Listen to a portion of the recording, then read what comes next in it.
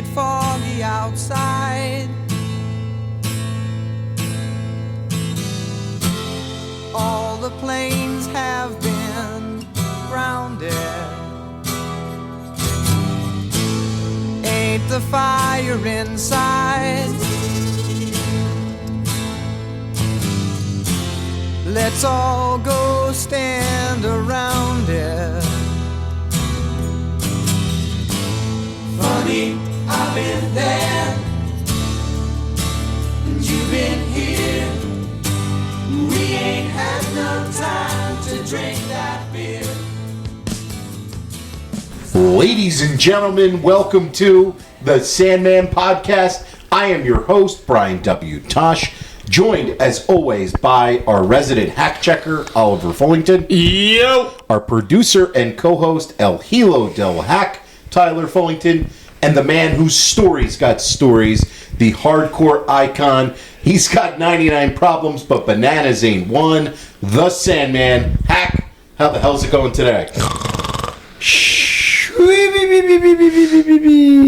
You fell asleep watching that pay-per-view. Oh, wow. Damn, he shots fired already on Crown Jewel. We haven't even started. Yikes. You didn't like it? No. Oh, wow. Okay. All right. No. I mean, I got to be honest. I thought that this was a better offering from WWE from some of their last couple of pay-per-views. I agree. I thought they... Seriously, what you're saying is a step above horrifying. Yeah. So it's a step above horrifying, this pay-per-view? I thought no. I don't think that there was anything that I would classify as like super bad wrestling on this show. There was a lot that kind of frustrated me at certain points, and a lot that I was like, it was just okay. But I wouldn't go like the horrifying, like awful stuff that SummerSlam was. It was just matches. It was just matches. Well, a lot of just shit you've seen again and again. You know what I mean? It's like, well, that's true. A lot of the booking, like my interest in the stories and my interest in their direction, is this past year has been really down. And I think that's part of the reason why maybe for this show. I also don't love the concept of the Crown Jewel where both your champions just wrestle each other for that giant belt that they have. Like, it doesn't, you know what I mean? Dude, I did like the way that that it was in a case and there was two guys carrying it. Like, they made it. I like that. That's the name Crown Jewel. You know what I mean? So I actually like that concept because the champions never face off against each other. So theoretically, I actually like that. The problem is their champions are the same people that we've seen wrestle multiple, other than the women's. Yeah. You know, but as far as like Cody and Seth, we've seen a bunch of times, you know, and stuff like that. But it would be nice in theory, like if they had the, you know, super divide that they had previously when it was like just SmackDown, just Raw, and those people like never came in contact. You know what I'm saying? That would be better, I think. But I think the thought process behind it is right. They just have to make some tweaks to it. I think it's a little difficult too because it's you book yourself into a corner where one of your champions has to job, and it's not really ideal for either of your champions to lose. No, not ideal, but just because you lose doesn't mean you didn't look strong. That's true. You know what I mean? Like, I mean, we'll get into it later, but like the Stephanie and Tiffany, like, I thought that was good, and I don't think Tiffany's worse off for losing that. Yeah, I don't think losing to another champion hurts you in any way. No, I don't think it really hurts you. It is odd, though. Right. It's just, I don't know. You kind of, like, you're the champ, you should be protected, and instead you're forcing yourself into a corner with the booking of the show a little bit. Yeah, so. I like the point that Ty brought up, though, about, like, if the brands were a little more split, then it would definitely make it a little more, it would make the anticipation for that match, like, that much more, because when are you ever going to see these two wrestle if they're champions of opposite brand? But obviously with the brand split, I mean, every time they do the brand split, it always gets to the point where they break the brand split at certain points. And it meshes back. So it's just, it's just, you know, like ever since they've been doing it, and it's been 20 years or plus since they introduced the concept, and it just kind of, it's something they've always just kind of broken their own rules on. Do you think that has hack as far as like going like champion versus champion? Does that mean anything to you? Like, Anybody can lose as long as you're strong enough. And I mean, the character's been around so long. I mean, all of them are strong as shit. Yeah, that's Right. that's true. Like I guess so. The show is from Perth, Australia. You ever work in Perth before, Hack? No, No. no. I've been there. I've been there, but not in Perth.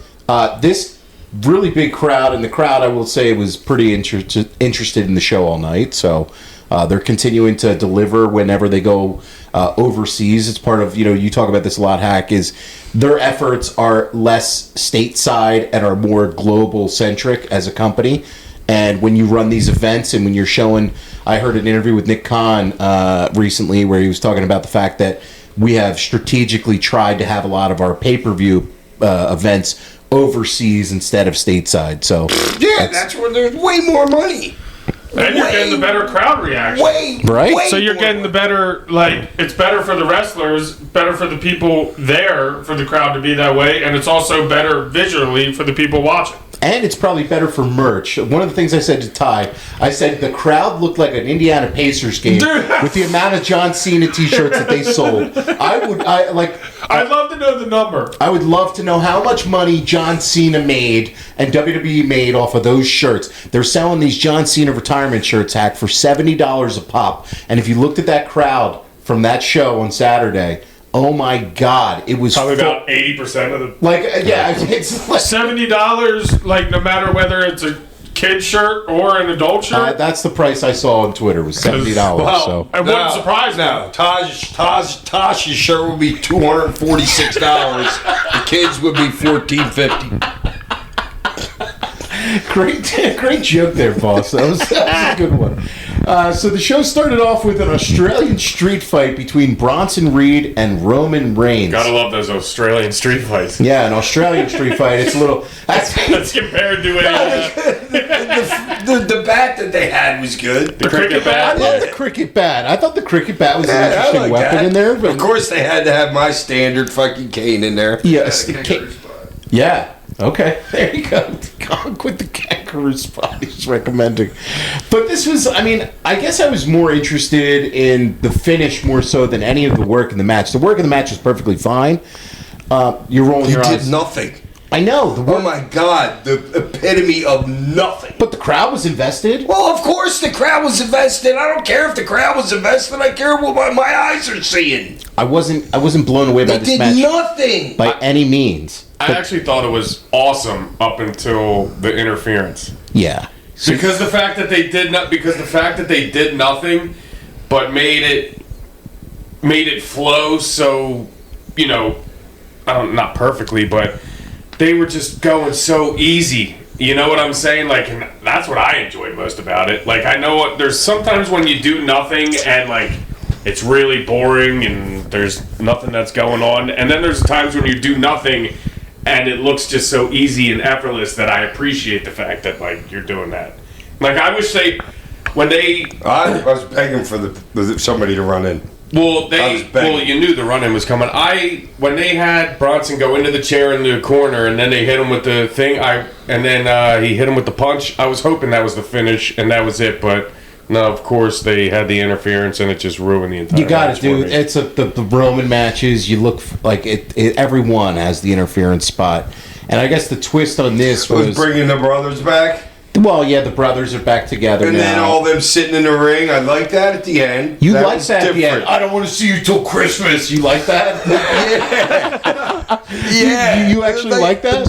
Well, it's wrestling too, but you never see something like that. And it's not like there's typical backstage bullshit. You know what I'm saying? And it's like guys in the heat of the battle. Well, yeah, and Roman's trying to tell him like, "Yo, I nobody didn't fucking need you. Yeah, well, nobody thinks I can win on my own, So, I mean, it's a nice storyline to set up. Well, yeah, because for years and years and years, Roman did need them to win all of his matches. It was the bloodline. All of his matches he won were because of them, and now here he loses one because of them.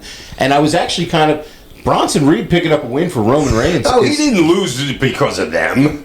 Well, he speared him through the table. I know, but he would have got he was getting his ass kicked. He was getting his ass handed to him anyway. So he would have lost whether they came out or not. Well, this is the story This is they're my telling. point. I agree. It's wrestling. Heck. It's wrestling. Yeah, good job. I forgot. Getting him on that. But so Roman's done. I mean, how many jobs has he done over the last couple of years? It's not many jobs, and here he loses this match. How many matches? Well, yeah, Over the that's last 2 years. true. But I'm saying over the last 5 years or so, he's only lost a couple of times, Especially one-on-one. especially one-on-one. So Even Bronson, though it wasn't really one-on-one because of the run-ins, but Bronson picking up a win over Roman Reigns, I mean, that's a big victory for him. He hit the tsunami after the table spot. And how long did this one go, Ollie? This one was 21:05. It says. This is a little long for an opener, but I mean, all these matches got a lot of time. That's what you do with these 5-match shows. Everything at time, except for the one. Entrance as fuck. except for the women's. Yeah. The women's singles. Yeah, but I didn't think anything in this was spectacular. I didn't think it got to a great level. I would think it was just kind of there. I'm going to go 2.5 stars for it. Ollie? I'm like somewhere around like 2.5, 3, only because of like the interference shit. Everything up to that, like Ty said, I really enjoyed. And the best part, I mean, Roman's selling was great all through like the match. He was fucking perfect. But I also liked the way Bronson Reed like worked in the match. Like I liked not seeing like the suicide dive and stuff. Like it's cool that you can do like all that and stuff, but I thought he worked more like a bigger guy and like he should. And like even though that they did nothing, I still thought it was pretty damn good. Yeah, so what do you find already? I'll give it a 3. Okay. Hack?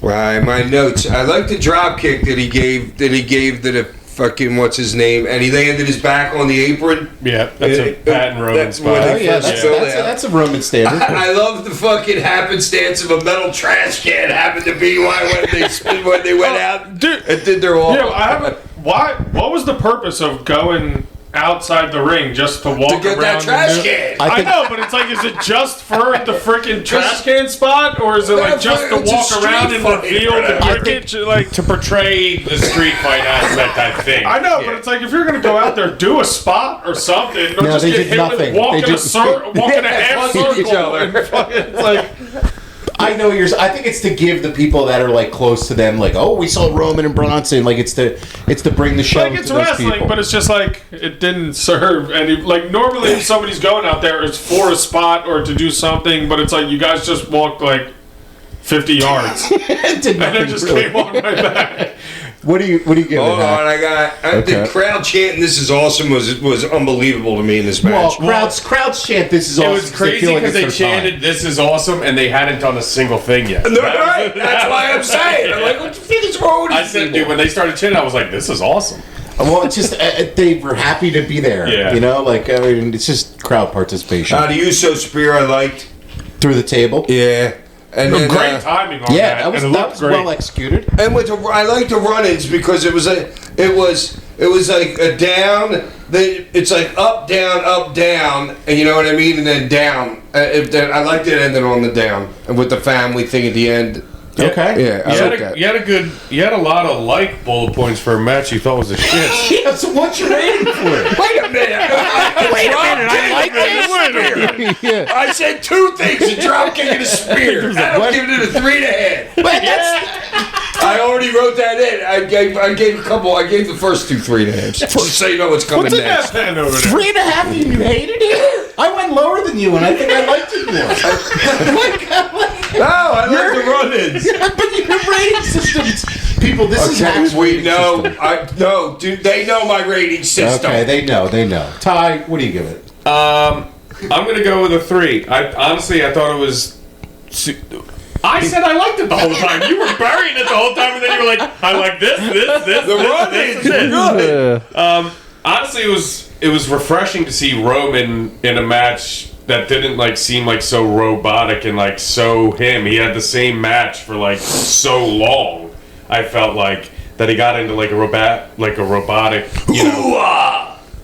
I'm not the biggest fan of that. Oh my god. No, but Roman's really, really good, and people forget how good he is because I feel like he was doing the same shit over and over again. Yeah, his timing and his pacing and just feeling it out there now as a babyface. Dude, his selling and his facial is like he's on the fucking money, dude. Yeah. Yeah, people forget how good he is because of all the shit bullshit. that I just all the shit that I just Yeah, said. but he's selling nothing. That's fine. That's fine. But he's making acting it like look- he's making dead it look like fucking after he something. gets hit once or twice. Yeah, a couple times. You And know what I mean? He thought just goes right to dead. And I thought Bronson did a lot of good things that I hadn't seen him in. I think he looked very good. Yeah, I thought he did He was really very well. good. in- He got elevated there. Oh, you're He talking took- about the tsunami? Well, no, he got not only the tsunami, but By the no, match, he got by the elevated in that match. You know what Yeah. I mean? As an upper tier singles guy, Right. You know what I mean? yeah, 100%. Well, yeah, now you can go back to this match again down the road a little I bit. hope not, but Well, I we've mean- already seen it 100 times. Roman's got to get his win back here from this one, I think, eventually. So, I mean, but what did you end up giving it? A 3. A 3?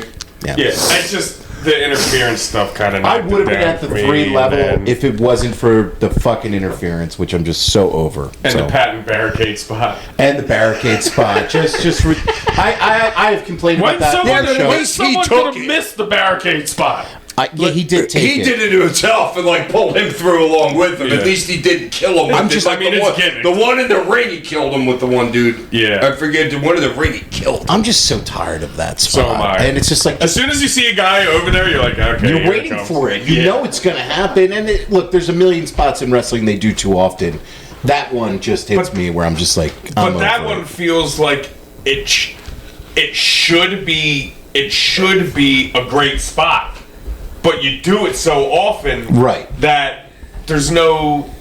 How can you pop for it anymore? That's a 3-time-a-year spot. You know what I mean? Like, don't Yeah. do it anything more than It's that. literally every pay-per-view, and they do it on like Monday Night Raw, SmackDown. Like yeah, it's like they do It's it all the time. wrestling. Yeah, it's wrestling. They do body slams a lot of times too. okay, it's not blowing up a barricade outside I the know ring. they can at least change it to somewhere. Yeah, they could do a lot of different. Or do Or it and it somebody doesn't could break. move out the way of the 50-yard sprint that it takes to get over there. Yeah. Up next on the show was the Women's Crown Jewel title match between Stephanie Vaquer and Tiffany Stratton. This one was interesting because, like, these two, I can't remember them working before. I don't think they've I ever don't worked think they before. have. No, it certainly looked like they hadn't worked before. It's certainly, especially early, did. with some of the takedowns, and there was a couple of weird stuff with, I don't know, the submissions and stuff they were putting on there. It just kind of seemed like they were a little hitchy. There was a couple cool spots. I liked when Stephanie missed a springboard. Tiffany caught her with a backbreaker, and then she went up and she brought her down with a suplex. They went up. She went up top with a swanton, missed that, and Vaquer hit her with the Devil's Kiss. Heck, would you take that move, the Devil's Kiss? I know sometimes. You don't even know where she. Thing off the top rope. No, where she puts her head through her legs and then bounces her head off the thing. Your head's not going anywhere near. It's like you just. No, I know, that's why I was asking. I'm Would you making a joke. Yeah. That was a joke. It wasn't actually a difficult spot for you to take. I'm like, is that the one off the top rope? So Dude, the Alabama Slam was nice, too. the Alabama Really Slam nice. was nice. Like that was like, damn, okay. Yeah, like the kind of semi-cartwheel into the pickup to the slam and slammed her good on it, too. Yeah. Tiffany went up top. She missed a moonsault, and Vaquer hit her with the spiral tap for the finish. Bam, landed all over. Dude, that looked rough. Yeah. Like that looked rough. Yeah, for And me it did. It was kind of. I mean, how long did this one go? 10 minutes? I was just going to say, I don't know if it was because watching the match, I'm like, slow down. I'm trying to, like, sit. They looked like they were moving fast. Everything they were doing, they looked like they were moving fast. Now, I don't know if they were rushing or their time got cut because everybody else's matches went, it seemed like Long. 20 plus. Yeah. So I don't know if it was they were either rushing or their time got cut because I noticed watching it that they were moving fast, and I think it hurt them. Oh, I think this was not very good, and I think it was all kind of like just sped up, like you were saying.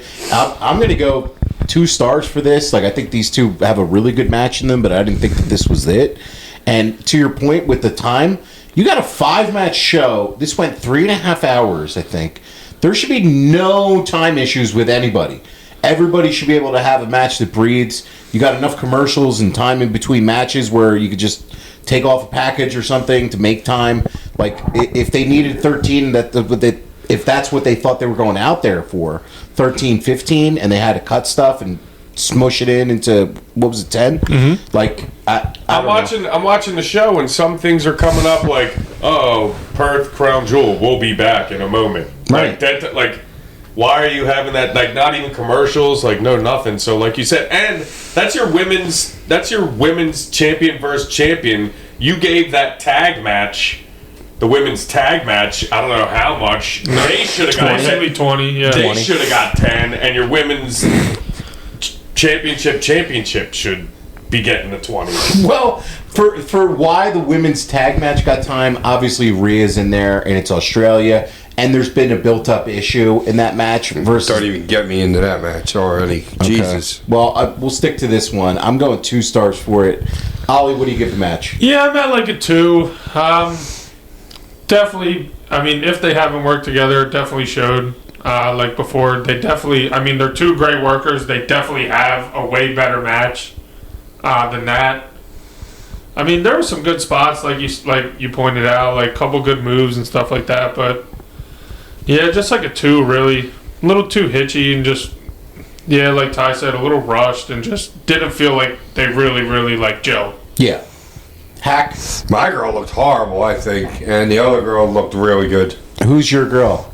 The blonde. The blonde, Tiffy. Yeah, Okay. I thought the other girl looked real good. I thought she was walking her through some of those things that they were doing, like, some of them, like, I don't know if they're from Mexico or wherever, but They are. She's worked all around the world. She's very good. Well, The other, your girl, Tiffany, has only, like, they said it on the thing, about 15 months worth of experience. Yeah. Oh, well, it shows. And Stephanie. It's the worst she ever looked, and I like that girl. She's one of my favorites. Stephanie, of course, been in Japan and Mexico and all that. It showed. She's polished. Yeah. So what do you give the match? 3.5. 3.5. Ty? Yeah, we already said He knows everything. not to respond now. There's an 11 coming in a minute. But also, this is another instance of they were wearing this pretty much almost the same exact color gear again, which I don't know why they keep doing that. Great point. I don't know why they keep doing that. She's wearing the light blue, and then the other one was wearing like a tealish, but they're and black, both blue and black, purple and black. I don't understand why they continue to do that, but yeah, I'll give it a 2. We said I actually think they're like perfect dance partners if you give them time. Just from like the way they both work, I feel like they have like a really, really good match in them. Yeah. Up next on the show, you had Paul Heyman backstage, and he was putting over Braun, and he told him not to help out with Seth Rollins, even if he begs him for help. So that was part of the storyline there. Up next on the show was John Cena and AJ Styles. So this was the rubber match in their historic series. They've met 4 times previous. They split the 2 occasions. I was actually at one of the matches. It was SummerSlam 2016, I think. Awesome match. How much did you weigh then? I probably about the same weight, dude. Yeah. You've been this fat since then? Yeah. Dude, please lose weight. I'm worried about your health. I'm doing great, man. I'm doing fine. So the match... I am worried about your health. The match was pretty damn good, I thought, at certain spots. I could have done without I don't know, it just felt like a video game-ish at some point. Like, the spots they were doing when it came to, like, taking all these people that they've formerly been in the ring with. I know they're paying homage. Styles was doing that for a lot of the TNA guys he worked. Cena was doing it for a lot of the moves. But it just kind of became overkill at some point. And it was just like, I'm going to do a famous person's move to you. You're going to do one to me. Back and forth. How did you guys all feel about the different moves they used? I thought it was awesome. You loved it. I just put 1 note was 5 stars on the match. You loved it. Yeah. Wow. Okay. Hack. What did you think? Because you're making a shocked face here. Oh, man. It was the shits, but I loved this. I thought it was horrible. You thought it was horrible. All right, the 2 big fumbles in the corner. 2 huge fumbles. They're stupid exchanges. Like all those. It was like Cena was trying to make a point here or something like that. and he's not a wrestler anymore. But did you realize that they were paying homage to other people using other people's moves? Did you have any idea that was going on? I didn't care. You didn't care. How did you get there? Okay, well, let's just slide over here. Don't worry about that. You're supposed to be holding this thing here. It was a joke.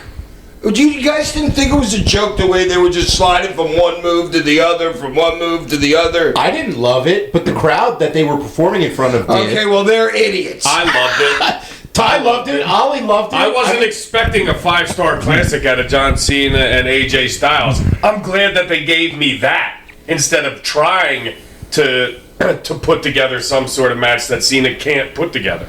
And I mean, I get that they're both. Oh, it was definitely the kids' match. But that's what I'm saying. Like, Match. AJ can go and still do whatever. Cena can't. So, in turn, they went to this, and I appreciate it. And pulled a Tommy Dreamer and ripped off everybody's move in the freaking world. And I was putting it under the auspiciousness of it's we're making homage to you. Yes, that's what they. Bullshit. It was horrible. I didn't care for it that much either, Hack, but so many other people did. So, I get where Ty and Ollie are coming from, and I get. What does this match have on Cage Match, Ollie? It's out of 555 votes, it's a 9. It's a 9 on Cage Match. You're laughing. That's 9. It's a 9 out of 10. I mean, that's. He's mad they didn't do a Heineken Rona. Huh? He's just mad they didn't do a Heineken Rona. Oh, wow. They already put my cane over in the match, the first match. But, I mean, a lot of people out there did love this match. And, well, they're idiots. Why? Because they saw other people's finishes on guys that look like a joke? People Okay. weren't expecting them to go to a level, and look, was it as good as the 2016 match I saw? No, not in my book. But and to me, I don't know. The one thing, the best part I loved about the match was when Cena's laying there on the mat and he was going to do that, and Cena did the Undertaker, grabbed him around the neck. Yeah, that was phenomenal. That was great. That was the best part of the match. Yeah, and when the crowd chanted 619, and then he went for a 619, impromptu dropped AJ onto the ropes to try 619, all that he did the Randy Orton. Let's have the crowd tell me what to do in the match. Yeah, that. Come on, guys. Heck, don't you always say listen to the crowd? No, you're saying put him in the headlock, Sammy. Oh, okay. You've never went with what a crowd. Get the tables. yeah. I mean, it was. I'm not expecting some those two to go out and have an Omega Ospreay match. I enjoyed the fact that they gave me this stuff that I was entertained. I'm not that was a great match. You know what I'm saying? They covered up John's bald spot good by now. Did you notice that you don't have that bald spot anymore? Yes, turkey. Shouts out to the turkey plugs. But this match, though, look, you guys loved it. I think Hack hated it, but I'm kind of in the middle, I feel like, for this. I appreciate the fact that Cena busted his ass in this. He did bust his ass. They both did. Styles busted his ass in this. And a lot of the Cena retirement run, you could be like, man, I don't know if he busted his ass in that one. And he did in this match. And this was my favorite match of the retirement run. Okay. All right. Easily. And I thought one of the best parts. It's not even close. I agree with that. And I thought you think it was his best works in this run? Absolutely. Better than the Cody match at SummerSlam? Way better. Way better? People love that match too. That was a good one too, but I like this one the best. Okay. So far. I thought one of the better parts of it was before the match even started, Cena handed the announce lady a piece of paper that AJ had no idea that was going to happen because you could see it on his face, and she read off, the phenomenal total nonstop action. Bullet Club leader. Is that what was going on there? Yeah, he was popping AJ because you can see it on AJ's face I knew there was something between them, but I didn't really pick it up. And it is cool to me that Cena and Styles both got in and got famous in the business around the same time, and they had two totally different paths that led them to their run in WWE in the late 2016 time. And it's just interesting that he got to have this match with Cena here in Australia to kind of close out their chapter. How long did this one go? Was it 30? This was 27. Yeah, it was a little bit was it long. 87? It was a little too long for me. 87 phenomenal minutes. 87 kickouts of finishers. That's what you see in AEW. No, you do. I'm not saying you don't see it everywhere, but look, I didn't love it. I'm going to go 3.5 stars for it. Ollie's going the full 5 for this one. I don't need to say anything else. It was great. Doesn't need to say anything else. Hack 3.5. 3.5. All right there with you, boss. And Ty. 100. Look, I say 3.5, and he's like, right there with you, boss. I am. You actually got a good star rating in here. Oh, okay. Yeah. For once All in right, your life. what's a star rating do you give my star rating? I give your star rating 5 stars. for this It's rating. your star, too. It matched my stars, yes. So then you're correct. Ty? 100. 100 stars there. Wow. Greatest match of all time, yep. Up next on the show was... He sunk to my depths. This is great. This is like whose line is it anyway, where the points don't matter. Around the horn? Yeah, whatever. Yeah. Yeah, there you go. Rhea Ripley and Io Sky taking on Asuka and Kairi Sane. And you didn't like this. I like them singles, but as a tag, and everything was set up wrong. Why do you give the hot tag to Rhea? Because she's in her Australia. Yeah, I know, but you should do it when because you don't go give her the hot tag and then go to 7 more minutes in the match afterwards. What you do is you open with her, let them get that out of the way, get her 5 minutes in, beating up a little bit, let them slip something real quick over on her, then the other girl gets in, and then let them get the heat on her for the whole time. Well, you blew her whole hot tag, and then you don't give her the finish.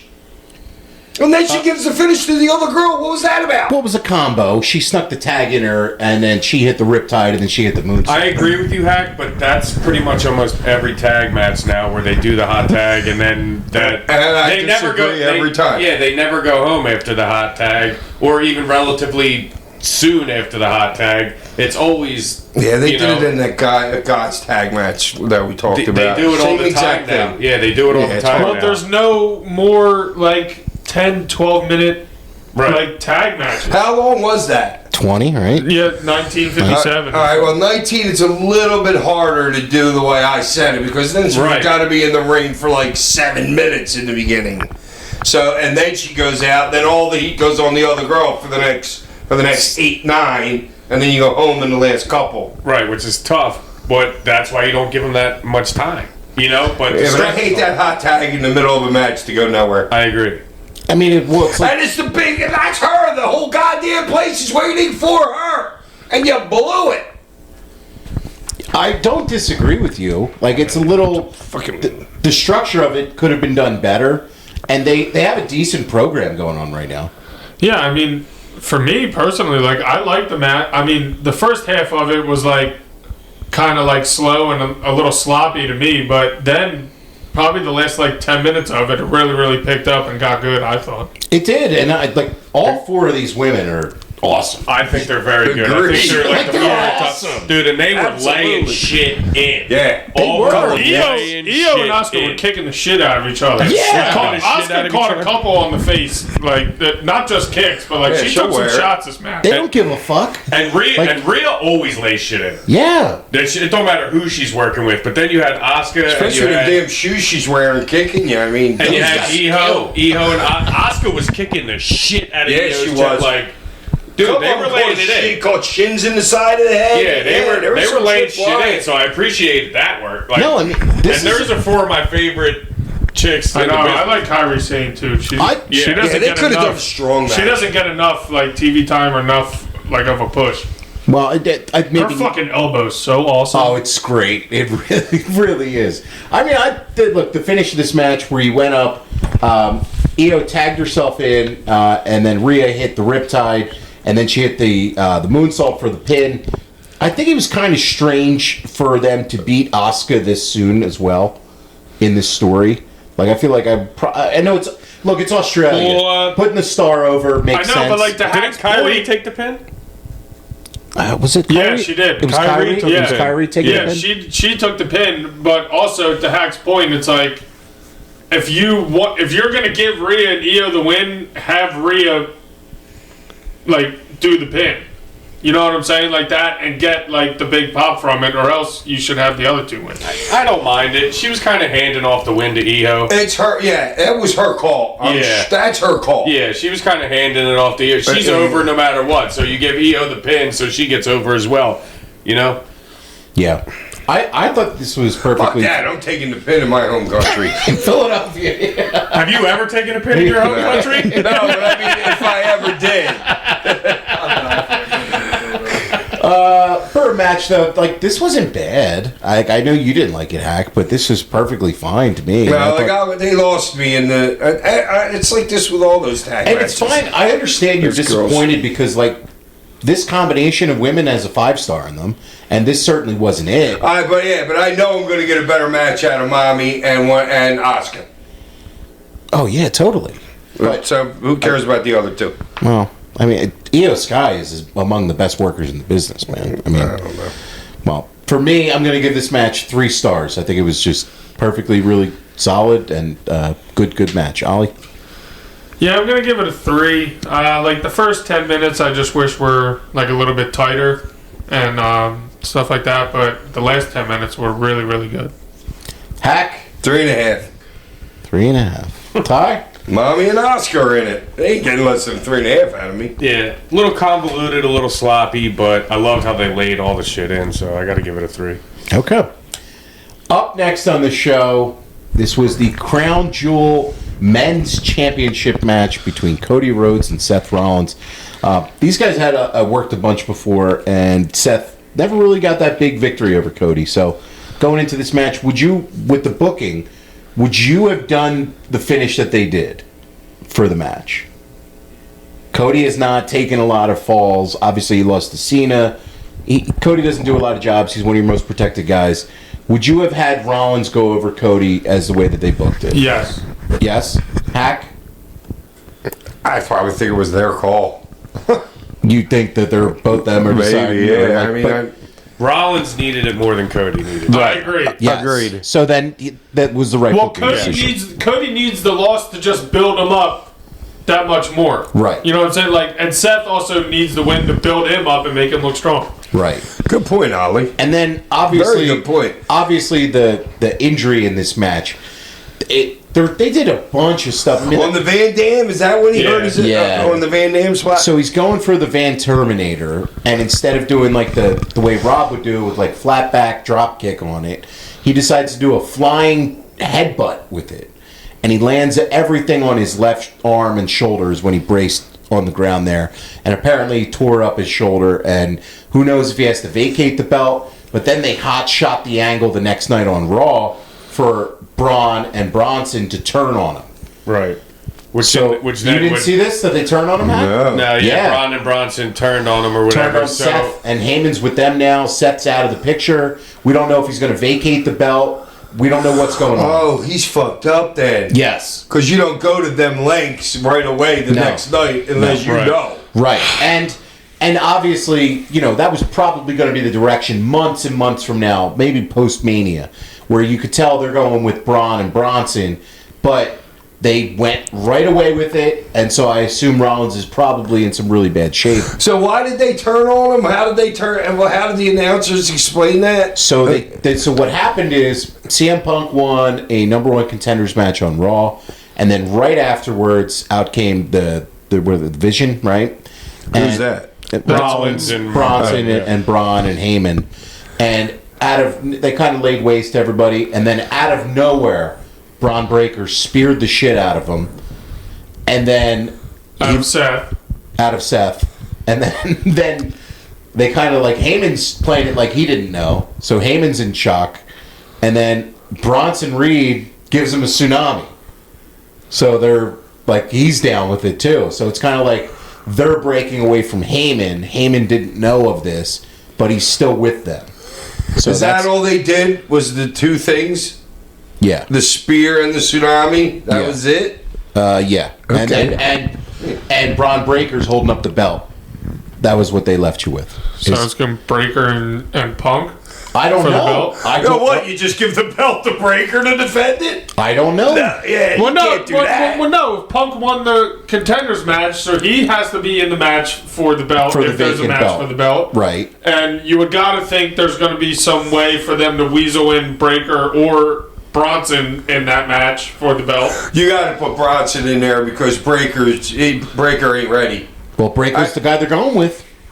Yeah, that dude ain't ready. That's what they're gonna. You don't think he's ready? No, the kid can walk him through a match, but I think it's better for the other guy to work with Punk, Okay.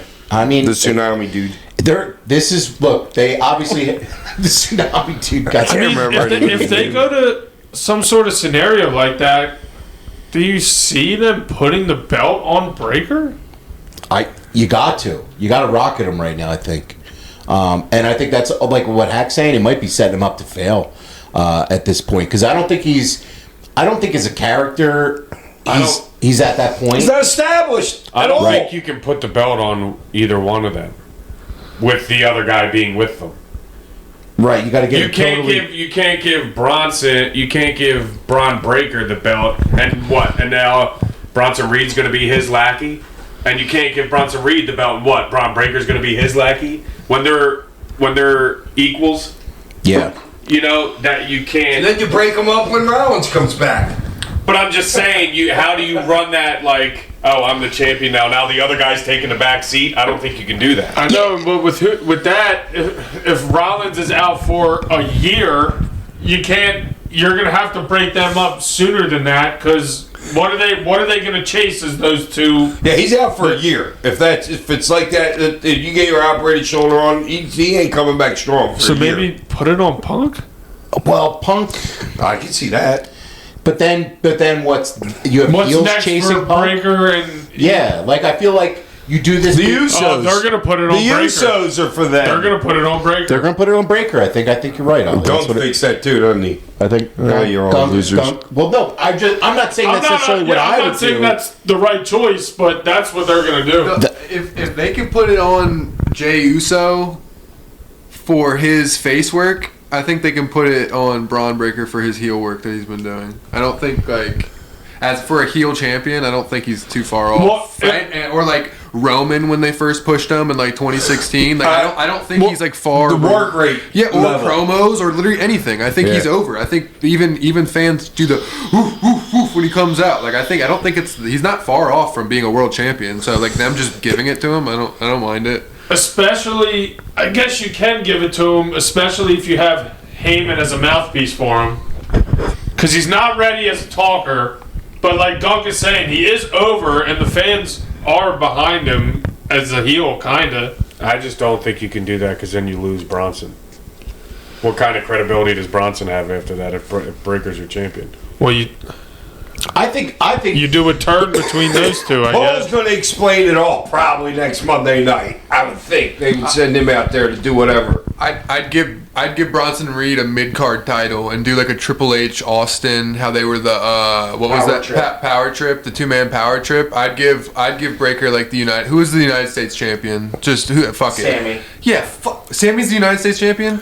Yeah, there's no Good. fuck it. Yeah, kill him. Literally kill him. Spear the shit out of him. Tsunami fest? Right Yeah, through the same spot they always Tsunami do. him 40 times and give him the United States champion, and then why would he go for the world? They're just dominating the fucking brand. Good That's point. what I like that. it's Better not a than bad. giving him the head. It's not a bad idea. I just think that You just had Bronson Reed beat Roman Reigns. Now he's going to go down to the U.S. title. right. So Bronson Reed got his established win. Braun Yeah, Breaker. but it's a muddled win. Nobody gives him it's like fans don't look at that as like a real win. No, but on the commentary, Michael Cole's like, Bronson Reed just beat Roman Reigns. He's the first guy to beat him in solo in years and years tried and to. Or years. do you put it That'll on? establish the title more, and then whoever beats him is more over. Who is Braun Breaker beaten? Because Or he do- hasn't beaten anybody. Or do you put it to get to this Do you level? put it on Bronson Reed for I don't know 2-3 months and have Braun Breaker and Heyman turn on him and take the belt? You could do that too, Ollie. They go to Punk. Think they'd be nuts to fucking not to go another way. You think they Well, go to Punk? anything but what we've been discussing. You think they go Punk? because that's And have the Usos could do a little program with those two because they just did the thing. And I mean, it's probably a retread, but it's something. Yeah, I mean, look, do you keep them as a tag? You know what I'm saying? If you don't want to, how do you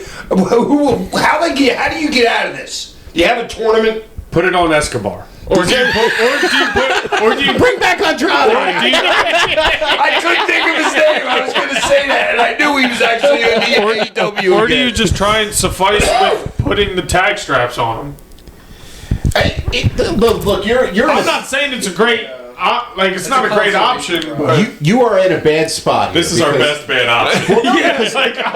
Think about it. You left Mania, and you had Paul Heyman finally turn on Roman Reigns to go with Rollins and do this big angle. And the goal of it eventually was to elevate Braun Breaker and Bronson Reed. And now you're going to be without Rollins for an extended period of time. So you had to hotshot this angle. You just gave Rollins this giant victory over Cody the night before.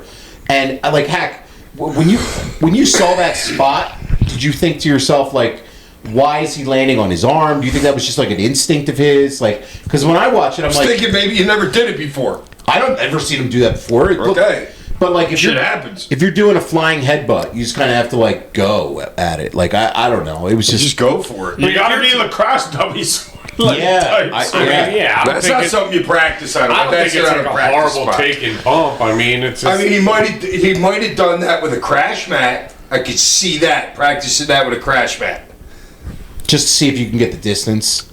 Yeah. Or, yeah. I mean, people take bumps on their shoulder all the time. It just happens. They do. Yeah, it could have just been a bad break. I mean, but it's a wild spot, and the match. I mean, how long did this one go? It went like 30-some, right? 29 minutes, and they kicked out of everything. They did a ton of stuff. There was. I was interested that they, like, when I'm watching it the first time, and I didn't see the results or anything, but he kicked out of a top rope crossroads. I thought that was going to be the finish. Yeah, I was kind of taking it back. How long did it take them to set that up? Both of them two top rope things, it took them fucking a long time. In their defense, I will say those were both after the period where Rollins got hurt. Oh, dude, So yeah. I got handed to him for just even going home early. I don't care. I mean, like, Cody, I'm hurt. I don't care if I'm beating you. It's happening soon. And they went probably, another 5 or so minutes after the bump where he got hurt. I mean, you know that hurt. He's a tough mother-fucker for gutting it out in that match and everything. Carry it through, man. Exactly. Yeah, both of them for everything they did in that match after that point. And I thought that this was pretty damn good. I hated the Rolex stuff, and I could have done... When he came out Whose with watch I'm like, was no, this, Cody? This Cody's watch, right? Well, Cody gave it to Seth for helping him at for Mania helping 40. him win the belt in Mania Understood. 40. How long ago? 2 years, a year and Philly, a half. WrestleMania Philly. A year and a half ago. Okay. Yeah. So, I mean, I could have done without that whole story. And the story of the match was Rollins... Well, he cheated to win. That's the story. Yes, but if the story of the match is Rollins doesn't want the help from those two guys to win, but then still cheats to beat you, it's a heel... I like that. Well, that's a heel move, I guess. I but like that a lot, though. I would have liked for it to have been something clean. He goes, no, that's also saying, I got this. Yeah. You know what I'm saying? He's like, I got And this. it's I got a also plan. it's also saying I've never beaten him, so I got to go to every length in order to beat him. You know, I've tried everything else. So, because you saw at first he went to grab it and then he was like, no, and put it down. But then he realized like, he got to a point where he was like, I need it. Yeah. It was, look, this match was pretty good. I enjoyed this one for what it was. I'm going to go 4 stars for it. Ollie? I'm gonna give it like a 3.5. I mean, the work in it was really good, and I kind of like how everyone obviously knows that they've worked like together a bunch. So it was nice to see like some counters on like some of like their big like moves, like the Cody Cutter. I love the sit down power bomb off that. That was probably like my favorite Great spot. Yep. in the match because I like to just see like. Especially if guys are working multiple times, like new ways to counter each other's moves. Like you have to put that in there. Yeah, to that point too, Ollie, I liked when when Cody usually does the down and does the punch, but he did the kick instead. Mm-hmm. Little twists like that. Yeah. Like you got to add that stuff in, especially just to keep things fresh. You know what I'm saying? If you guys are just going to continue to work each other, then switch it up every now and then. But yeah, I mean, it was good 3.5. Hack. He caught him a couple times on Cody's like standard move, but like the when he catches him and stuff like that, you know what I mean? It's so far off of like the actual move to like. It's like, but I can understand they want to like Ollie just said, like you got to do a little something else, and he should be stopping Cody from doing his finish on him. You know what I mean? But some of the things, well, I don't know, were a little hokey, but wow, when what's his name? When Seth kicks out of the top rope move, I was like, "What?" The top rope, I was crossroads. like, "Yeah, I thought that was it." Have you guys ever seen Cody do a top rope crossroads before? No, I think that's the first time. So I never have either, and obviously you're kicking out of a lot of finishers. That's going to happen in wrestling, obviously. But to do the elevated top rope one the first time and you kick out of it, like that should have been a finish. Yeah, I agree. I whatever. Or it's like tease that you're going for it, or it's like tease that you're going for it. Seth gets out of it and use it another time. Yes, because that should be like ultimate finisher. If you can't put him away with all the other ones, that one like your last ditch effort. Right, and it's like okay, I can't recall him ever doing it before. You notice the reaction of the crowd afterwards? He wasn't such a heel winning that match. Well, no, he's tweener. You know, He's tweener. Well, I think It's Rollins. like he worked so heel during the match, kind of to me. You know what I mean? But he's so over that your heelness doesn't really. He's got the problem where the crowd at the end of the day likes him no matter what he does, and they enjoy his entrance. So it's like the fact that they're singing along to his entrance and stuff. He's not like a heel. It's hard to be a heel when the crowd's singing along with your entrance. Right. Like when you have a good entrance, like it just makes it hard. It does because people like you hear it, you like it, you enjoy it, you're happy to see them, and then it's like I'm supposed to boo you during this match. Like, what did you give it though, Hack? What are we talking about? I'm sorry, I was watching Otani. Rollins and Cody. 3.5. 3.5. That's interesting. Ty? I'll go 3. Solid work. Yeah. So that was WWE Crown Jewel 2025. Hack, if you had to give it a rating for the show overall, what would you give it? What scale? Out of 5. Let's go out of 5 for you. 2. So you give everything a 3.5, but the show itself gets a 2. Yeah. Oh, okay. All right, just duh. I'm sorry. Why did I even ask? I have no idea. Overall, I thought that this was a better offering from a lot of the recent pay-per-views. I agree. I enjoyed that compared to a lot of the more like recent shit that I've watched from them. And even though it was a lot of like similar matchups that we've seen before, I thought actually the work was a lot better, and it wasn't like so. I don't know. I didn't find myself watching it knowing exactly what was going to happen, and I feel like I do that with a lot of WWE pay-per-views. Yes. Ollie, what do you? Yeah, what do you I thought it was solid overall. Out of like 5, I'd give it like a 3. Yeah. I think we completely buried WrestlePalooza, so it was way We didn't like WrestlePalooza at all. We didn't like SummerSlam, so this is an improvement. Yeah, maybe, for sure. Maybe they're trending up a little bit here. Next week on the How are you going to trend that? Here, that's another thing. You can't have a tournament for that belt. They don't have enough dudes that are over. You always tell us that they got so many guys that are. Yeah, but the guys that aren't over. You couldn't even have a tournament. Well, what 10 guys are going to be in your tournament? well, you probably Are you do talking 8. about? You're talking about for Seth's like, vacated belt. Yeah, if they got it vacated, probably do AJ, 8. Randy, Gunther, Uso. Gunther's not here. LA Knight, LA, yeah, All right, dude. Punk. yeah. Roman. I mean, Breaker. You could do 8. You can give me 8. I know, but is it an 8-guy tournament? Could be. Tournaments. What are you usually 8. expecting? March Madness? Yeah. What do you want? 68 guys. 68 guys. Escobar's got a chance, baby. All right, 16 seed. Yes. Cinderella. Yes. Next week on the show, we are covering AEW Wrestle Dream 2025, St. Louis, next AEW pay-per-view. So we'll be doing that one next week. That's gonna be interesting. I think. Girl, Tony's getting the belt back, baby. You think so? You think she's taking it? I don't fucking know. I don't know. You made a prediction. I don't think There's so. no chance. I don't think she is either. But No, that we'll would see. be a bad business decision, Yeah, unfortunately. I agree. You got to let her have a run. No, here I like instead. Statlander. Yeah. She's good. As always, listener questions, please send in to sandmanpod@gmail.com. Please leave a name and a town. That's all that Hack ever asks for. Got a bunch in the inbox here, so this is going to be good. Here we go. Love the mailbox. James from San Antonio writes in. All right, James. How's the walk down there? What's happening, Hack and the sensational Sanderson sisters, along with that fat cauldron Tosh? Yes! What's this guy's name again? James, You're my favorite new writer. Love the show. Been on it since episode 1. Love the way Hack breaks down shit about the business and puts us on game. It's such an easy listen that always packs some laughs. My question to Hack is, do you think it's safe to say AEW reinvigorated the wrestling business? It definitely did for my love of wrestling. Grew up on Attitude Era, then later discovered ECW, but then no more ECW, WCW. Thankfully, TNA and Ring of Honor gave us some great moments and matches, but fans were still fiending for something new, something big for a long time.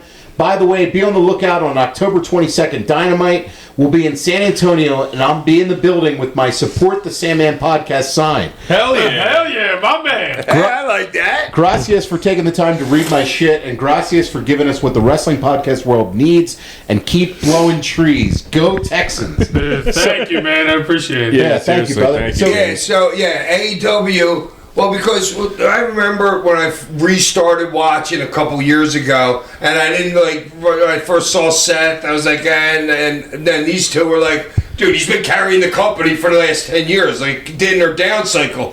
AEW comes along, and then there's an up cycle, you know what I mean? So, obviously, competition helped the situation. Yeah. Well, and especially for the amount of talent that there is out there in the business in general. Yeah, I mean, there is tons. Think about if AEW is not. They're all 5'8", but Dude, if AEW didn't start, we probably wouldn't be doing this. I don't think we would. I really don't. Yeah. You know, that kind of sparked this whole thing where you actually have more than WWE to talk about. Well, it definitely reinvigorated my kind of likeness for the business. You know? Yeah, for sure. I'm like, wow, I get to watch people that I've never seen before. And then think about the trickle down too, where not only AEW existing, but that MLW exists, and because of AEW, TNA now is getting a big rise because talent now. There's a lot of spots where talent can work. And also too, you have AEW wrestlers who go on the indies and work, and that just elevates all the indies and makes that more popular. 100%. Yep. Like indie wrestling is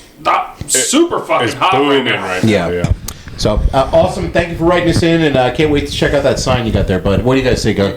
We just got another one. Someone just wrote in as we're podding right now. Oh, really? All We got a right, lot. good. Okay, we'll make sure to include that too. Was it you, Gunk? Yeah, Gunk's like, I gotta get more time. Max from Havertown. Yeah. Jesse from St. Paul writes in. all right, St. Paul. Jesse, how you doing? What's up, Hack and the Beanstalks? Big game for our football teams this week. That's good. While the Vikings are coming off of a bye at home and getting healthy, I feel like the Eagles are going to right the ship this week and win the game 23-21. Good luck to your boys regardless. Oh, you're just trying to do the reverse double-double. I Yeah. see what you're doing here. He's doing the Belichick. You snake. Yeah, I don't believe We it for a read second. right through you. Yeah, I don't believe this one. We're coming for Carson. My question this week are these: what is one thing the WWE are doing well that you feel like AEW could learn from? Same question in reverse: what is AEW doing well that WWE can learn from? You guys are on a hot content run. Keep up the solid shows. I feel like somebody just asked this. I feel like they did too. I mean, I would say just like for AEW, some more like production, and they had a really good. They had a great angle last night with Moxley and Darby doing like a pre-tape in a prison. We watched it. Which I thought was awesome. And I would love to see them do more production elements and things like that, because you can, besides the great wrestling, you can give me something else on the side with it. And I think WWE does a great job of the production elements, and I would love to see AEW hit that. Well, and on a I higher also level. I also think AEW is. It's not.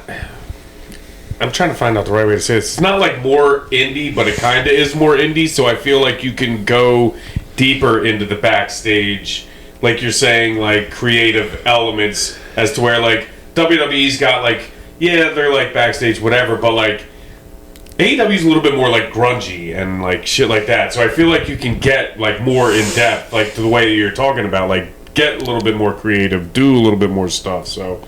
That's a good point. For me, for WWE, what I wish they would do that AEW does is give us more wrestling.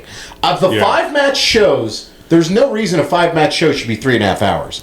that could be stretched to 7 matches or 8. Get more people on the show, more opportunities, and let them work. But let them go out there and show their stuff. Some of the time could be cut off some of these matches a little, so you can give a couple other workers a spot on the card. Well, it's.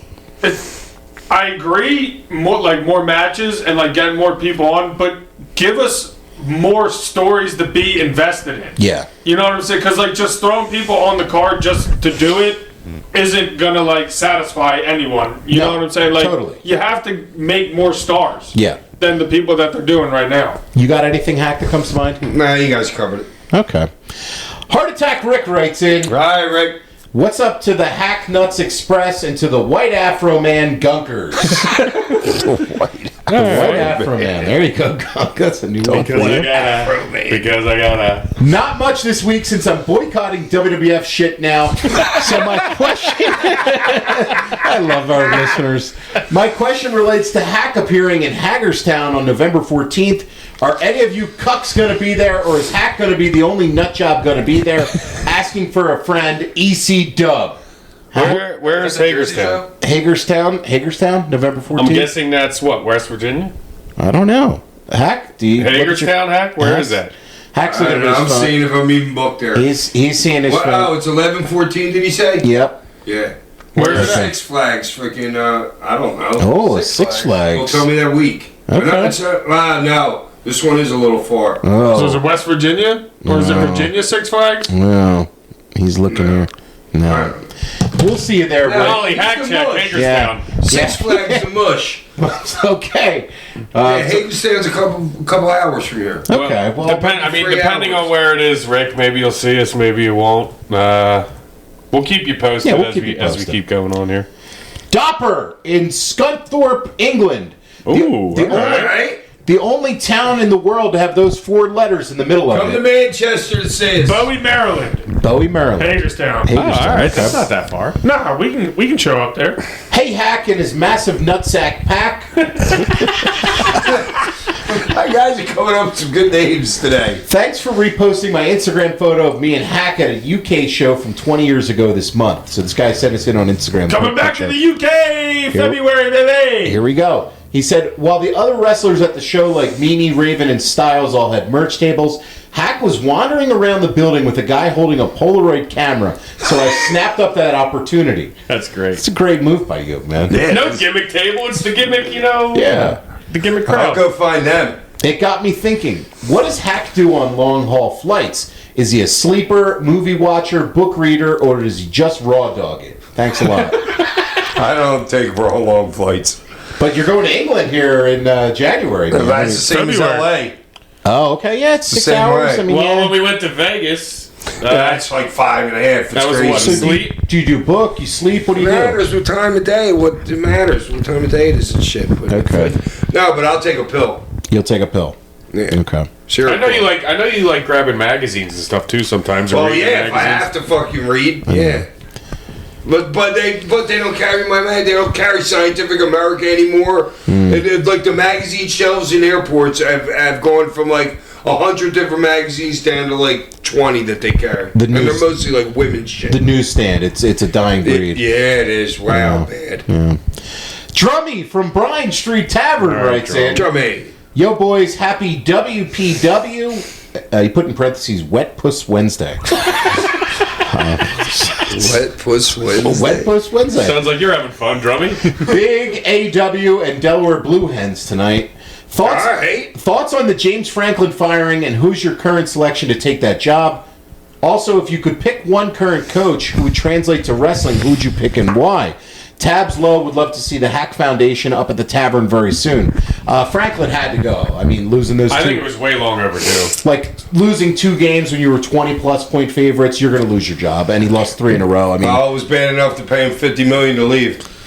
yeah. I mean, dude, the guy can recruit his ass off, and he always has like a national, like championship level roster, but you can't We don't ever beat win. top 10 people. We don't beat ranked people. Well, No. if you can't ever beat Michigan, you can't ever beat Ohio State. You're never gonna Right. do any. I mean, To your point, though, Ollie, with the talent, Penn State has the 7th most players in the NFL from a college. Yeah, dude. So that shows you're getting a ton of good players. Yes. Wow, I didn't know that. Yeah, man. So you're getting a ton of good talent in that school, and you're not winning with it.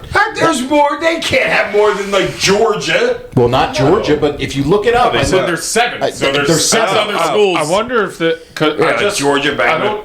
don't know his name, but Penn State just recently got a 5-star running back commit. I wonder if Franklin firing changes that. No, I thought probably a bunch will. of them decommitted already, like 10 dudes. Well, Maybe. they As probably soon as did. that happened. They probably did. As far as who I would want, I don't really know. I heard some Joe Brady whispers. I heard Matt Rule. Obviously, Signetti.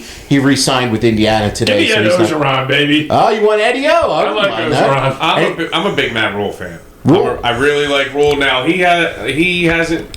he's changed programs around, but it'll be interesting to see if he's at Nebraska now, which is, he was at Baylor, so that was a pretty big school, but Nebraska, he's ranked right now. I think they're like 5-0 or 5-1 or whatever the hell they are. So we'll see what happens Yeah, but there. that fake ass Mahomes QB. yeah. Well, he'll be here. He'll be at Penn State next year. But the They should hire Chip Kelly. Oh, Coach Kelly, that's your suggestion. Oh God!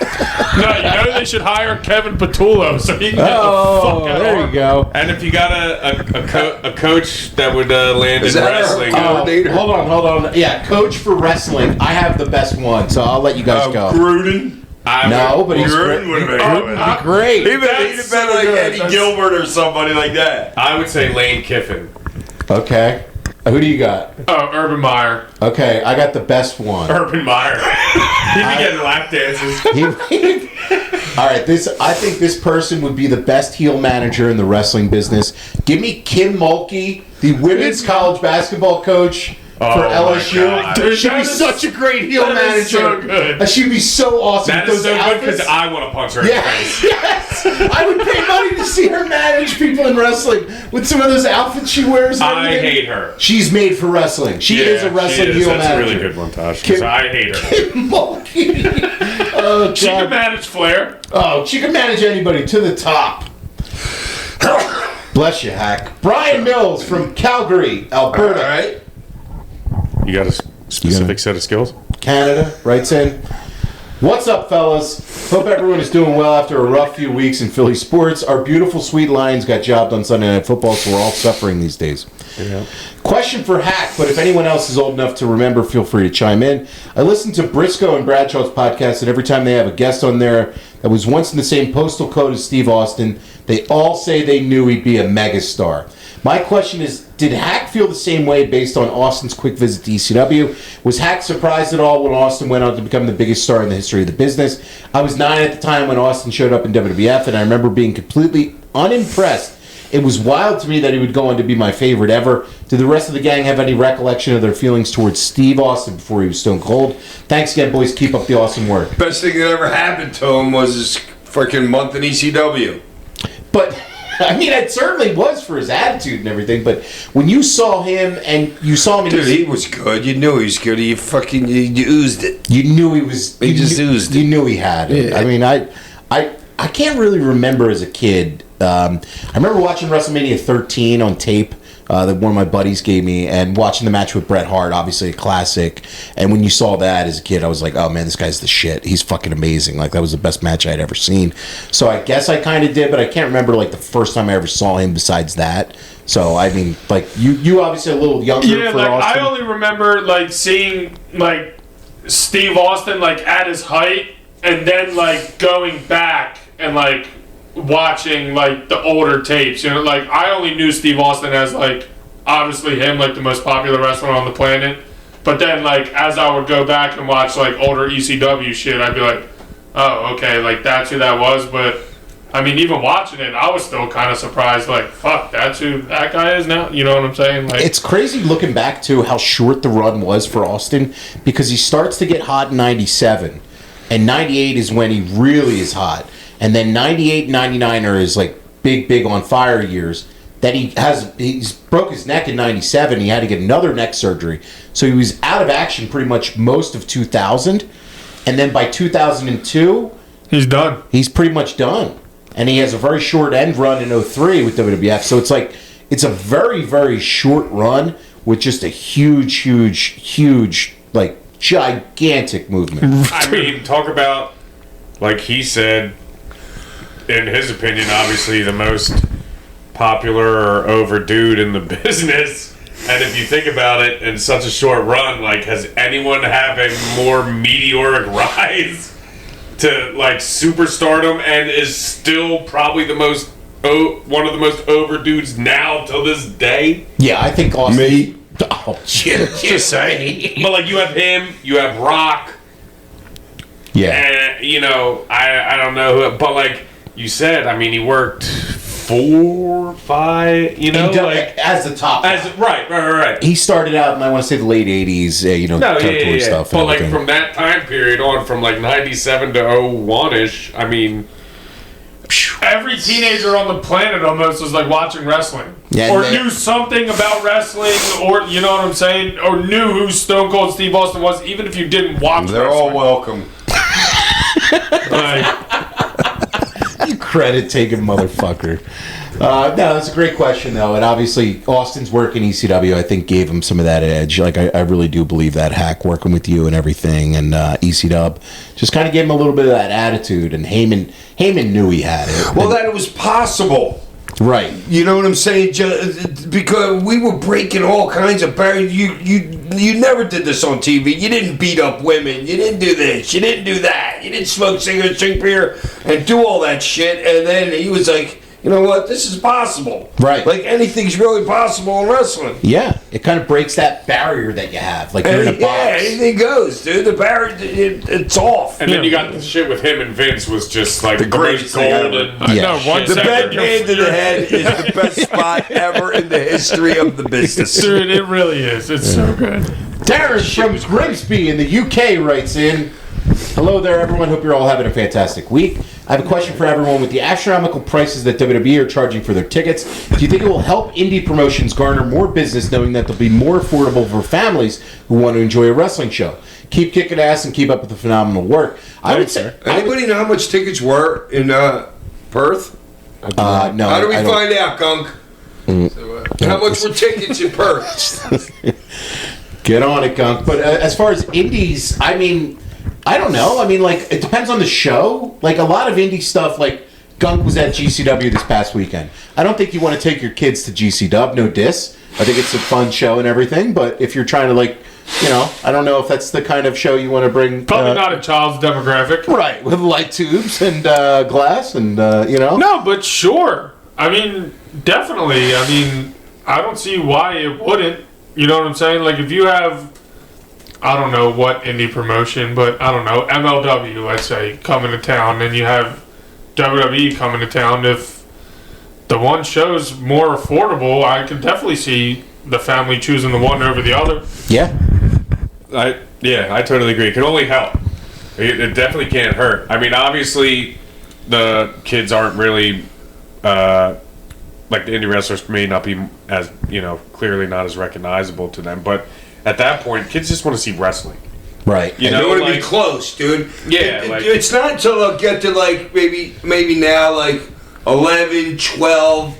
Like if they're younger than that, dude, they're just happy they're at a goddamn wrestling show. right. And in an indie, you're pretty much like And right that there. guy could be that indie dude that nobody in the world knows could be his favorite new wrestler. Right. You know what I'm saying? Well, and also, too, it can honestly work in AEW's favor, because you could see one AEW star at one of these indie shows, and That's then true, you're watching too. AEW. I didn't Yeah. think about that. No, you can. Especially with WWE not running house shows anymore, things like that. Like, it can only help AEW and the indies. Yeah. Sure.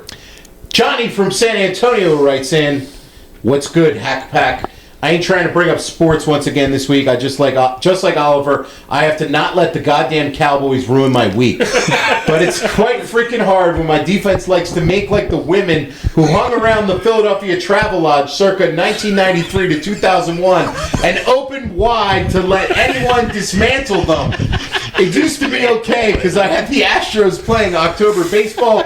Now I don't even got that. Down bad 2025 2K continues. Now my question, jeez. Great. That was great already with the travel Comparing lodge. the Cowboys For the defense to the Travelodge. Travelodge rats. That was a stretch, but I followed it. No pun intended.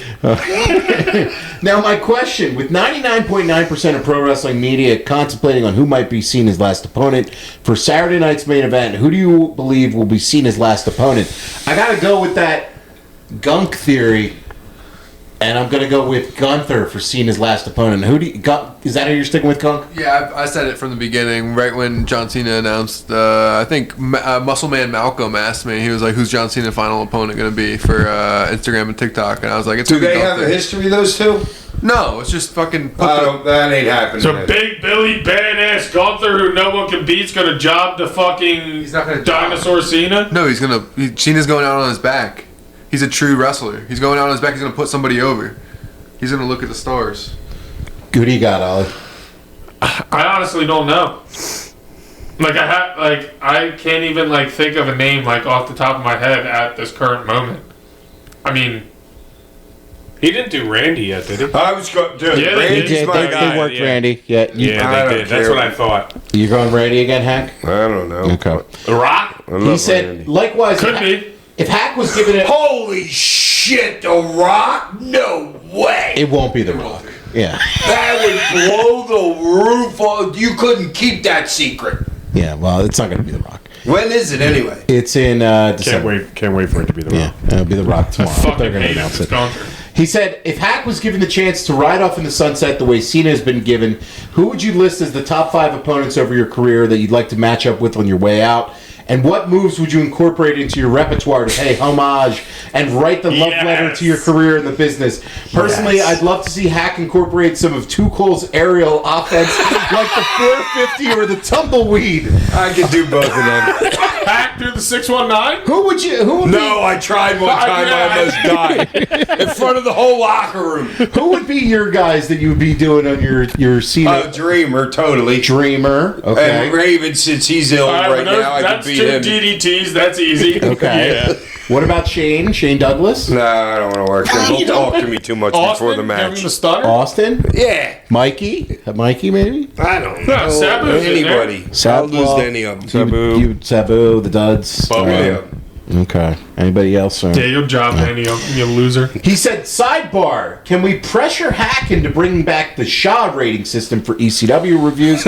Star ratings don't... We gotta wait till he's on something that we. Yeah, that's Tasha's job to find the Shaw on something that we gotta watch. So the Shaw has to be incorporated on the card in order for the Shaw system to be in effect. Okay. Yep. He said star ratings don't hit like the Shaw 3.5 Shaw. That was fun. It was. So we'll have to get a Shaw shows in there soon. Yes. For the return of the Shaw system. Return of the Shaw. Return of the Shaw. That'd be bigger than the return of the Funker. Yeah, I was going to say, is that an ECW show? The Dude, Return I of the never Shaw? seen. Is he dead? Yeah, he's dead. Okay, because I was gonna say I never seen him anywhere. He's all shot out. That was good. He's all shot out. That's fucking hilarious. Elias from Huntington, Indiana writes in. Y'all make the best content around. Thank you. Great show. Number 1, Mr. Kennedy said on his podcast, Mic Check with Mr. Anderson, that the Sandman was an intelligent conversationalist. I asked if he had any Sandman stories. Do you have any stories of hanging out or working with Mr. Anderson? Which of the Sandman crew does the best Mr. Kennedy impression? Mr. Kennedy! That's good. It's Ty. I loved fucking Mr. Kennedy. Any stories? I worked him at the Garden. You worked him at the Yeah, garden? at the Garden. And Is that when we met Bow Wow in the back? And it was just I was basically jobbing to him because he was on his way up to work somebody like a main event or something like that. Oh, I remember you telling us he kept coming up to you with like spots, and you were like, "Dude, yes, whatever you want, I get it." Oh yeah, because he did a couple of things. So like anything you want, dude. I don't care. I know what my job is tonight. But he used to come in. Arn was the booker. He used to say, "Hey, Arn had this idea. If I do this," I'm like, "Shut up! Tell me what you want to do." Seriously, Cool dude, though. Those guys aren't like that. Yeah, he's cool dude. He said, People said- are like that. What form of THC does the Sandman prefer? For example, does he prefer carts over joints or joints over carts or edibles? Does he ever use wax? Well, it's funny. Right here, Timmy- dude. Oh God, we were Right getting on him. here. We were getting on him before the show. Hackett's a horrible Obsession. obsession. He's institutionalized. He's institutionalized like Brooks, and It's Shawshank. he's been using a titty for 30 years. Me and Gunk are going to a prison soon, so I'll smoke it in there. Okay, but as to Weed your- or as- cock? Yes. I like it all, dude. Ollie came home with some great pot last night. But for a year, I just started smoking pot again. Okay. So but basically it's cards. And I just did a couple hits of dab before I came down. I had 2 hits left. Okay. That explains the I word. forgot I even had it. He said, any stories of working or hanging out with the one true tribal chief, the late great Umaga? You remember him at all? No. He said, thank you, Sandman, for inventing ladder matches and never having a bad match. Just the one time I thought I might have to wrestle him. It was one of those things where there was 3 of us. Cyber Sunday or whatever It was Kane, me, and it might have been Benoit. And somebody said to me that they fucked with him the year before, and he didn't know that he was going out to the match, and they called his Remember they name. did like the online yeah. voting thing? Like, And I'm like, are they gonna fucking call me out there and get squashed by the vodka? Dude, I went like, fuck when they read my name. You were nervous that the like, fans yeah, were going to are vote for you you. kidding me? I'm gonna go out there. I mean, no, I don't Taking care. the Samoan spike. Yeah. You ain't gonna beat me in freaking 8 seconds. You would have had to take the corner spot. The Samoan I drop. To get ass in the Yeah, the face. Samoan drop. Oh, and the thing in the corner. Dude, he would do the pop-up Samoan drop. Dude, Hack on the first lockup would be like, we're going home. You're doing a show with his son Zilla. That's my boy coming up in New Jersey this month Yeah, on 10/24. for Gremlin House. they would have done the lockup. Hack would have been like, spike me. Hamilton. Spike me, That's kid. Saturday. Yeah. Spike me, kid. We're going home. He said, So we knock up, I grab his hand and go. thank you to the Sandman for inventing ladder matches and never having a bad match. Yes. And for being able to get anyone over. You should have Don't put him over. you should have your own wing in the WWE Hall of Fame. That's what he said. God. Enhancement Talent Hall of Fame. Yeah. Enhancement talent, There yes. you go. You and Barry Horowitz. That's fucking good. Here we go. Last up here. Doug the Professor. He got a late one in. This was He wrote it Yeah, while we this were is- filming. Hey, Doug. to the Earl of Sandwich and his loyal I subjects. like the Earl of Sandwich. Am I the Earl of Sandwich? Yes, of course. Oh, but you're the Earl of 6 foot hoagie. It's not sandwich. So first and All right, foremost, Jared. no, Jared, no, Jared. First and foremost, guys, I've submitted and finished a manuscript of my book on wrestling to the publisher. Nice. And if you're at all interested, I'll do my best to shoot you a few copies. Yeah, for sure, man. Second, what's going on with our beloved Eagles? I'm originally from the D.C. area. I was a fan during the Gibbs era. Barkley hasn't quite seemed himself, or maybe people are just keying He was a in on him fan more. of the Eagles during the Gibbs era, during the Hobbs era? I guess, yeah. Yeah, that's loyal. That's a loyal fan because we sucked then. He said, either way, I think AJ has a right to bitch. He's a unit. And what's going on with Barkley? Any theories, guys? Offensive line. I think Barkley's fine. I mean, dude, you seen him on like the touchdown against Denver, like dusting the linebacker. Like the dude can still run, and whenever he gets a crease, he pops off like 15 yards. But he's getting fucking hit as soon as he touches the ball half of the time. He had some good carries early in that Giants game, like that first possession. So Yeah, I think Dude, he's fine. not lacking anything. no. No, our offensive line's in shambles right No, now. he's getting shit beat out of him. Yeah. He said, but on to my final request I have. Annually at my job, I have a portfolio to complete which asks me for extracurricular activities. And although you do admittedly an awesome job at acknowledging me, can you just for posterity's sake say that I am the official historian of the illustrious two-time, two-pump champ Sandman podcast so I can put there just to show the brass at the top what motherfucking time it is. Woo! Me, by God, Tosh, Hack, Ali, and Ty. Much appreciated, you badasses. And keep up being the legends that you are. The professor. That's how he spelled Where do you it. live in Home Depot So Street? that's how he spelled it. Legends that you are. So that's Yo, what does he want me to say? That was long. I'll say it. you want. Here, give it to me on your phone. I'll read He it. is the rightful historian of the Sandman podcast. Say that Doug is the official historical expert of the Sandman Doug podcast. is the official expert of the Sandman podcast and maybe the smartest man about professional wrestling there has ever been. Wow. All right. Send it up the brass. Send it up the brass, Doug. Thank Yeah, you. you leg ends. Yes, you are a legend. I swear to God, I'll show you what he wrote here after the show. Okay, L-E-G and leggings. It was a typo, Tosh. No, it was a it's typo. how did he he wrote it hyphen too. it? Next week on the show, AEW Wrestle Dream. But before we go, AEW what? Wrestle Dream. Pay-per-view this weekend. Yeah. That they've had pay-per-view. for like Yeah, 3 years now. 2 or 3 years. Not Wait, wet hold on a dream that second. you're You got something usually down there? confused with. I do have one thing because I didn't hear the story. So at GCW, right, Heck, I did run into this guy. His name was Rob, and he said I told him I was doing the Sandman podcast because he was a big juggalo. He had like a juggalo championship wrestling like replica belt. He was big juggalo. And so I was asking him about it, and I told him I do the Sandman podcast, and he was like, "Oh my god!" He almost started tearing up. He was like, "Oh, like I have a story, like I would love," and I was like, "Please write in." I guess he didn't, but if he's listening, he told me the story of when you came back from WCW, the night that you came back. He was in the arena with his brother, and his brother has since passed. But his brother, I guess, threw something in the ring right before you came out, and they fucking booted him. They sent him out, and so he was like, "Fuck! Like, what are we gonna do?" Like, he was with his other friend, and he was like, "Fuck!" Like, and then the lights go out. And then the lights come back on. You're in the ring, and his brother's sitting next to him.